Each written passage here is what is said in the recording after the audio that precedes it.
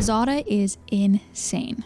She takes Goblin shenanigans to the next level, and yet I rarely play against her. You see, whenever you cast an instant or sorcery spell that targets only Zada, copy that spell for each other creature you control that the spell could target.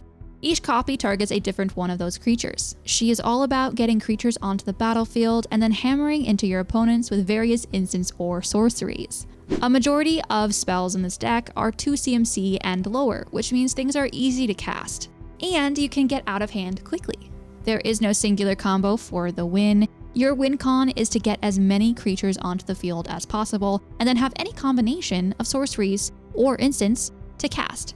Bonus points if you can draw half of your deck and generate a ton of mana, but more on that later. First, we have the incredibly important draw spells to dig through your deck. An example being Stun. Yes, its main targeted ability is to prevent blocking, but its secondary effect is to draw cards, so why not use that to your advantage? But my favorite draw spell is Fists of Flame, which will also give your creatures +1 for each card you've drawn this turn.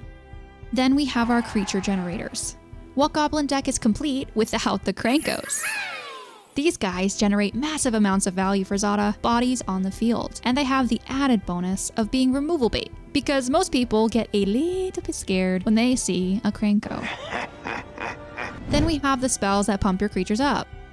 These, when compounded with each other, are unstoppable, because normally they only target 1 creature, but when they target 5, broken. Double creature's power, trample, double strike, all stacked onto one another on every single creature.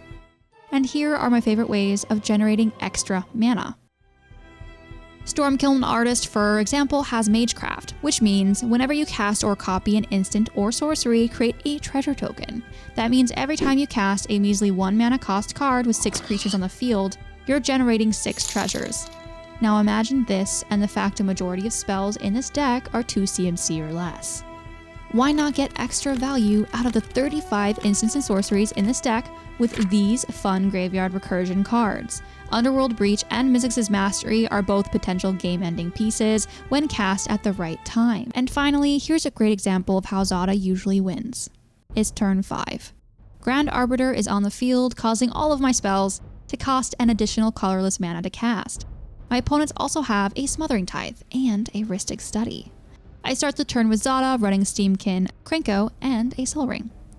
I choose not to pay for the Smothering Tithe. I miss a very important land drop. I then tap Kranko to create 6 goblins to bring my total creatures to 13. I cast Sudden Breakthrough to create 13 treasure tokens. Then I cast Renegade Tactics to draw 13 cards. I do not pay for Smothering Tithe any of those times, nor do I pay for Rhystic Study. The next spell is Titan Strength so that I scry 13 individual times and pump my creatures up by +3/+0. I scry 8 times and keep Tamir Battle Rage on top. I remove 3 counters from Steamkin to float 3 red mana and then accelerate and draw 13 more cards. I cast Stun to draw again. Still not pulling what I'm digging for, I cast Tamir Battle Rage and then I remove 3 counters from Steamkin to cast Wheel of Fortune. I discard a total of about 39 cards to draw 7 in hopes of pulling Fists of Flame, which would pump my creatures up by each card I've drawn this turn.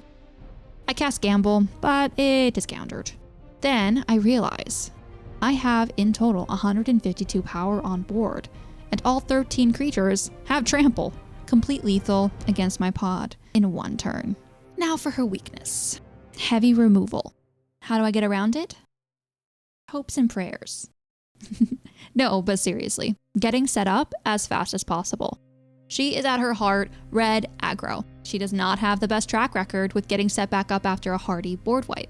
She has about 2 setups in her, the initial and a second. Then after that, I hope to have either Kranko in my hand, maybe Blood Moon, or anything that I can stall with until Zada can be out again. Unfortunately, if she's not out on the field, the deck stalls. And here is an honorable synergy-tastic mention that will cause absolute chaos in your pod. I removed it from my deck simply because it tends to prolong games, but boy oh boy is it funny.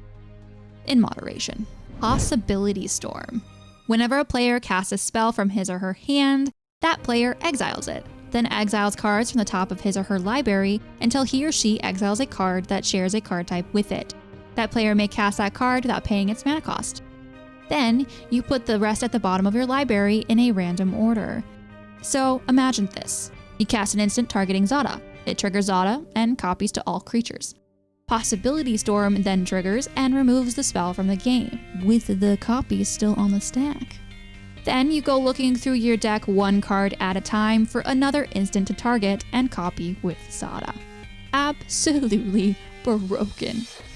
And causes the rest of your podmates to go into full chaos mode as they blindly hope they hit the correct thing off the top of their deck. At the end of the day, Zada is a power level of about 8. She's usually winning turn 5 to 8-ish. Now, before you go and say, what?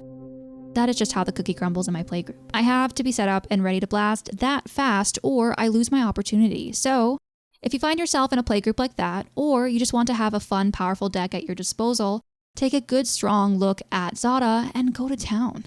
I encourage you. Besides, math is for blockers.